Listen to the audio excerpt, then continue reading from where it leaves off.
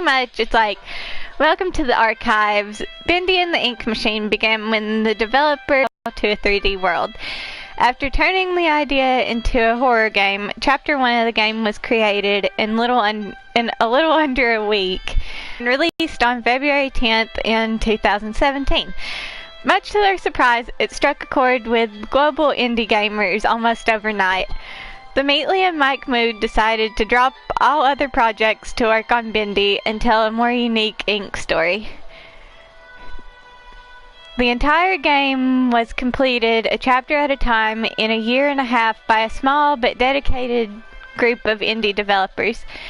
Although the concept and story remained as originally intended, the game changed over development as characters and models were refined from their earlier thrown-together versions.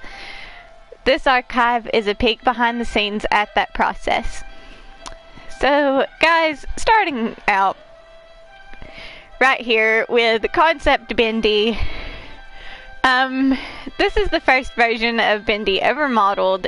In the earliest concepts, Bendy was much smaller and cuter with a face that splits open to reveal a terrifying mouth, and in all honesty, guys, that is pretty terrifying. Alpha Bendy. Oh, wow. This was the original game-used design of Ink Bendy from the earliest version of Chapter 1. It is jokingly referred to as bird poop with a smile among the development team. Okay, I can see it. I can definitely see it. Beta Bendy. This was Ink Bendy's form until the release upgrade, and the title character got a new model as well. Oh wow, they're actually moving. Okay. Ink Bendy. Ink Bendy as we know him today. Although similar to Beta Bendy, this upgraded version was remodeled, enhanced with a higher polygon count, and given new ink effects. Dude, he's so creepy. Then we got the big guy. Beast Bendy. Jeez, I don't like being in front of this thing. Ink Bendy's horrific. Oh my gosh. I am sorry, guys. It is late. Let's try that again. Ink Bendy's horrific final form in Chapter 5 pulled away the cartoon facade and revealed the demon within. Yeah, I could see it. Oh, hey. And there's also some concept art up here, guys, like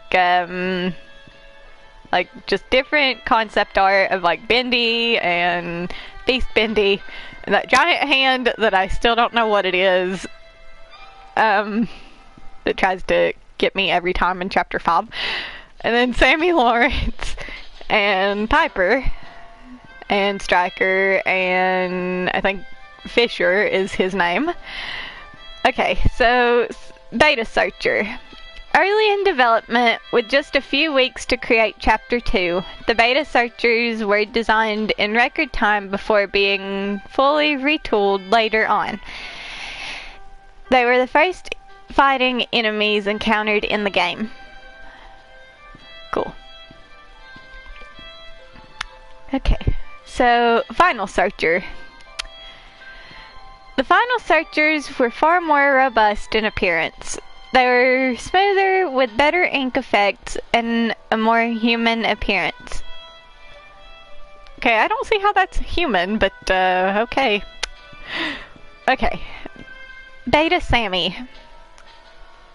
Yeah, Beta Sammy. With his first appearance in Chapter 2, fan favorite Sammy Lawrence became a terrifyingly entertaining character. When his slim build was deemed not threatening enough, he was redesigned and given a better skeletal rig for more advanced animation. Oh, hey. Final Sammy. Sammy Lawrence's final form came complete with a bulked up stature and more powerful limbs. The mad songwriter may finally get noticed now, at least by fans. Aw, poor Sammy. He just wants Bendy to notice him. Oh, hey. There's a lost one here. Hey there, buddy. Okay. And then we have the Susie, Alice, and I'm assuming Alice and Pendle. I think they actually call her, Physical Alice now. I call her Susie Alice, guys. Correct me if I'm wrong. But I always figured that this would be like Alice and Pendle. I mean, Alice and Angel, and then like Susie Alice. But, you know. And then we have Tom in front of a picture of... Gosh, what is that? Okay, so the bottom one's the ink machine, guys. I'm not really sure what the top one is. Is it like a weird version of an ink machine, maybe? Like with the pipes hanging down? I'm not really sure. But we have Tom Boris, who, in all honesty, I like Tom Boris. His room is pretty cool. Okay, so moving on with a picture of the throne behind him. We have Beta Boris. And guys, I wasn't playing Bendy and the Ink Machine when this version of Boris was, you know, a thing. But I do have to give credit for the really interesting design, I guess. But anyway, Beta Boris. Papa was the original name of the character that eventually became Boris the Wolf. This early version was released with Chapter 1. He was quickly refined into the Boris we know today with the release of Chapter 2. Nah, look at him. He's so innocent, guys. Like, he is so innocent. Okay, Boris the Wolf. Boris the Wolf, a friend to the end, and boy was he, was designed using various references from cartoons of the 1920s. A blend of West Coast and East Coast animation styles. This silent and supportive wolf won over the hearts of many, although at times he was a headache for the development team due to his AI taking on a mind of its own during production. But he's such a fluffy boy. I mean, look at him. Oh, hi. Yeah, did not like that Boris. Brute Boris. Alice Angel's monstrosity, Brute Boris was one of the biggest surprises of Chapter 4. His design was roughly based on the Frankenstein monster, but with a more unfinished appearance. Alice took parts from within him and substituted things that his body is rapidly rejecting. Well, you know, at this point, yeah, does he even have a heart? Like, he has no heart, guys. And, like, his hands are huge. He's got a lot of, like, extra ink. I mean, he's got a, like, I guess that's a splint on his leg. And then, like, a brace on his foot. And then on his arm. And he has a pipe sticking out of him. But, you know, what can you do, guys? And then we have Original Ink Machine.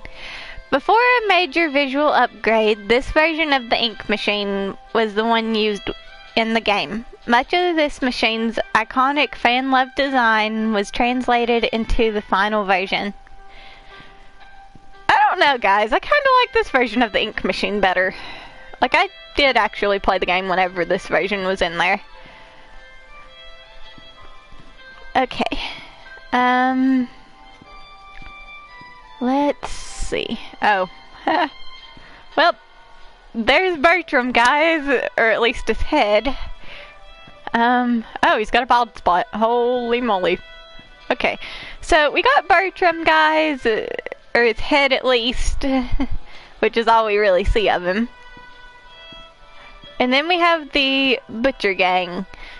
The Piper, Striker, and Fisher make up the dreaded Butcher Gang. Interestingly, the ink corrupted versions of the characters were designed first and then were reverse engineered back into their more family-friendly cartoon forms.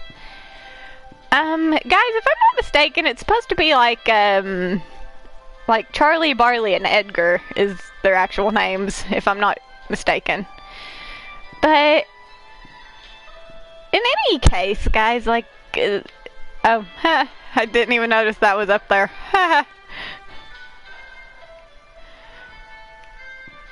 Oh, there's a Joey Drew Studio thing over here. I didn't notice that either. And then we get to the really cool one, guys. Henry's last name is revealed. Henry Stein. Once an equal business partner of Joey Drew, Henry Stein was a talented animator and character designer until leaving the company around 1930. His place in Joey Drew Studios' history is somewhat undocumented, but he's often remembered to be the true creator behind many of the studio's most memorable characters, aka Bendy. I feel like, just by his recordings. But yeah, guys, pretty much that's the archives. Like, I have noticed a few of the characters, like the projectionist and let's see who else. The projectionist, for one, and Joey Drew. Like, they're not actually in here, but, you know, we kind of know what they look like already. They didn't really change much.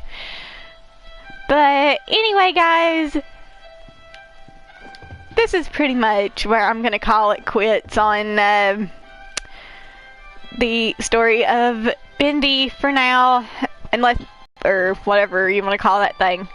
But I'm gonna stand here next to my good buddy Bendy, and well, actually, I'm gonna stand in front of my good buddy Bendy. Actually, I want to ink Bendy.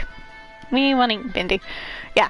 Okay, I'll stand in front of my good buddy Bendy and bid you all a good night. Night, guys. See y'all in the next one.